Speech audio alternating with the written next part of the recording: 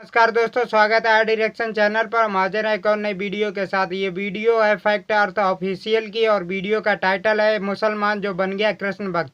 तो भाई एक मुस्लिम व्यक्ति था जो कृष्ण जी से इतना प्रभावित हुआ कि अब वो कृष्ण भक्त ही बन गया है भाई। और कृष्ण जी की उन्हें कौन सी बातें इतनी अच्छी लगी जिससे प्रभावित होकर वो कृष्ण भक्त बन चुके हैं। तो आइए साथ मिलकर देखते हैं ये वीडियो। ओरिजिनल वीडियो का लिंक मिल जाएगा डिस्क्रिप्शन में। तो चलिए शुरू करते हैं ये वीडियो।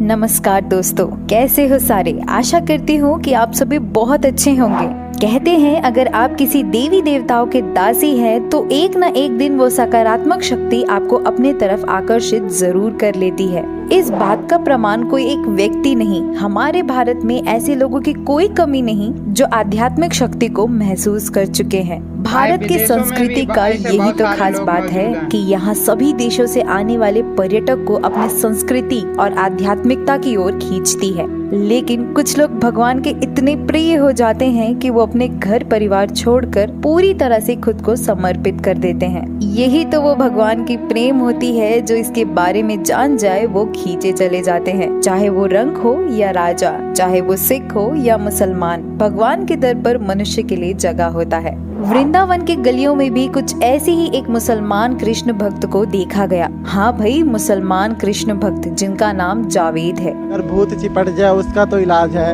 पर नंद का पूत चिपट जाए उसका कोई इलाज नहीं है। श्री कृष्ण के प्यार में इस कदर पागल के घर वालों ने उनका इलाज तक करा डाला। यहाँ तक उनको मेंटल हॉस्पिटल में भी भर्ती किया गया। 2011 में एक मुसलमान बच्चा काम के सिलसिले में दिल्ली आता है। वहाँ उसे भात्रा फूड कंपनी में एक छोटा सा नौकरी मिलता है। वो जॉब ज्वाइन करने के बाद एक साधारण सा जीवन जी रहा होता है। काम करते करते एक दिन उन्होंने नोटिस किया कि उस फूड कंपनी में एक पन्नी आई करती थी जिसमें श्री कृष्ण जी के एक छोटी सी स्टिकर लगी होती थी। ये वही पन्नी थी जो आगे चलकर उनके पूरे जीवन के मार्ग को बदल कर रखने वाली थी। वहाँ काम करने वाले सभी कर्मचारियों को उस पन्नी में कोई दिलचस्पी नहीं थी क्योंकि उनके लिए वो एक साधारण सा पन्नी नजर आता था। लेकिन जावेद को उस कृष्ण जी के स्टिकर से कुछ असाधारण हलचल होते हुए महसूस होती है। जैसे उन्हें लगता था कि श्री कृष्ण जी उन्हें कुछ बताना चाहते या कभी कुछ इशारे देते हुए नजर आते हैं। इस बात से बेखबर जावेद बगल में काम कर रही आंटी को बताता है, लेकिन जावेद के इस बात से आंटी जी को कुछ समझ नहीं आता और उन्हें पागल कह देती। कुछ दिन ऐसे ही बीतते गए। जावेद जब अपने काम पर आते और दोपहर की खाना खाने बैठते तो उन्हें यहाँ तक लगता था कि वो पन्नी में चिपकी स्टिकर उनसे खाना मांग रहा है। लेकिन उनको इस बात का थोड़ा भी पता नहीं होता कि वो स्टिकर में दिखाई दे रहे चित्र गोपियों के प्रेमी श्री कृष्ण हैं। क्योंकि जावेद एक मुस्लिम धर्म से आते हैं, फिर भी वो अपना खाना खाने से पहले उन्हें खाना देते रहे। उस छोटे से कृष्ण के स्टिकर से लगाव इस कदर बढ़ते गया कि वो उसे निकाल कर अपने घर तक ले गए। यहाँ तक दिव्य चैनल पर आने वाले विनोद भगवान जी के भजन पर रात के 2-2 बजे तक उठकर नाचना, गाना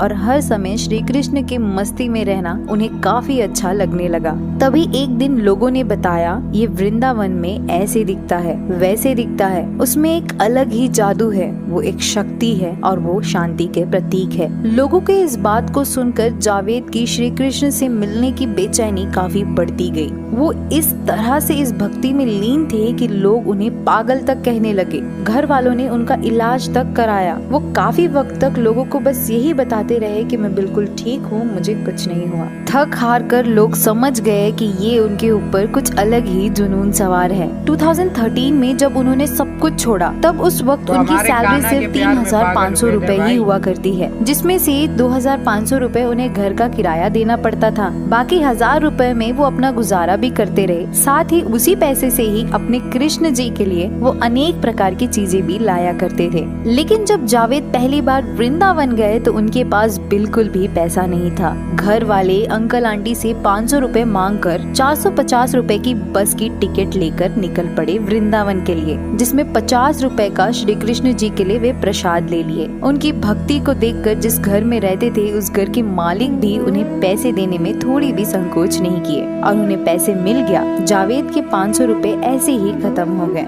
और श्री कृष्ण जी के एक दर्शन के लिए वो अपने भूख को बीच में नहीं लाने दिए। उस दिन वो सुबह से लेकर रात तक कुछ भी नहीं खाए, वो सिर्फ श्री कृष्ण जी के मस्ती में डूबे रहे। जिस कदम से वृंदावन की तरफ बढ़ते जा रहे थे, वैसे ही उनका दीवानगी और भी बढ़ती जा रही थी। लेकिन इसी के चलते उनके बीच एक और सवाल खड़ा था कि उनके समुदाय के लोग उनके इस बदलाव पर उनके साथ क्या करेंगे। तभी उनका इस कदर से श्री कृष्ण के प्रति प्यार देखकर उनके समुदाय के लोग उन पर ज्यादा कुछ सवालों के घेरे नहीं डाले। उनका मानना ये भी है कि वो श्री कृष्ण के जन्माष्टमी को त्योहार की तरह मनाते हैं। उसके साथ वो ईद के मौके पर वो ईद को भी एक इंसानियत के रूप में जीते हैं, क्योंकि उनका ये कहना है कि उनके गोविंद कभी भी इस बात के लिए मना नहीं किए और ना ही वो मुझे इस तरह बांटे नहीं। उनकी यही इंसानियत और सादगी के कारण उनकी तरक्की के भी रास्ते खुलते गए। दोस्तों, हमारे समाज में जावेद जैसे लोग भी होते हैं जो ये बताते हैं कि इंसानियत से बड़ा धर्म और कोई नहीं है और मानो तो हर धर्म अपना है। वीडियो पसंद आया हो तो जाते जाते एक लाइक जरूर कर। ये था वीडियो बहुत अच्छा था भाई। कृष्ण की लीला कृष्ण ही जाने भाई।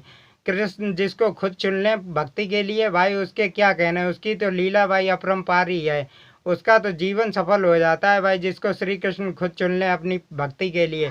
वैसे नॉर्मली लोग कृष्ण की पूजा करते हैं भाई, उनकी पूजा करने के लिए मथुरा भी जाते हैं, वृंदावन जाते हैं, जन्माष्टमी देखने के लिए जाते हैं और भाई बहुत सारे ऐसे काम करते हैं कृष्ण जी को प्रसन्न करने के लिए। लेकिन भाई कृष्ण जी किसी के ऐसे मिलते नहीं हैं, लेकिन इस भाई को कृष्ण जी ने खुद अपनी तरफ आकर्षित किया हुआ है। नॉर्मली स्टिकर तो हम लोग कहीं भी देख लेते हैं, लेकिन ऐसी मन में इच्छा नहीं होती है कि शायद ये स्टिकर हमसे कुछ कह रहा है।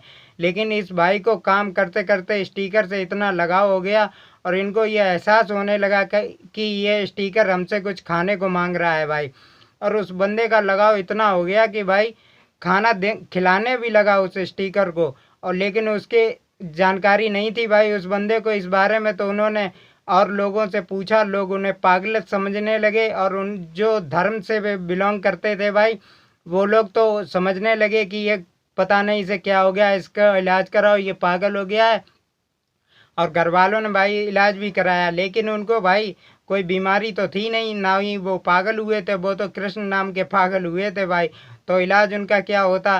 फिर उन्होंने एक आंटी जी से पूछा कि ऐसा मेरे साथ हो रहा है, तो आंटी जी भी ने कह दिया कि वो तो भाई पागल हो चुका है, लेकिन असल में वो पागल नहीं हुए थे। फिर उन्होंने रात में भजन सुनना स्टार्ट किया और लगातार ऐसे करते करते भाई वो कृष्ण जी के पूरी तरह से दीवाने हो चुके हैं। धन्य है भाई, तुम धन्य हो गया, हम लोगों से ज़्यादा किस्मत वाले भाई तुम हो।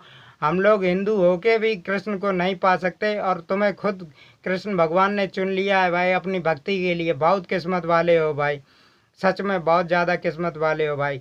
हम खुद ऐसी आशा करते हैं कि कृष्ण भगवान हमें अपनी ओर आकर्षित करें, हम भी उनके भक्ति में लीन रहें, लेकिन ऐसा शायद मौका हमें नहीं मिल सकता जैसा आपको मिला है। तो दोस्तों, आपको कैसा लगा ये वीडियो?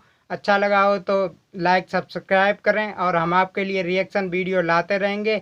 कमेंट में राधे राधे ज़रूर लिखें। धन्यवाद।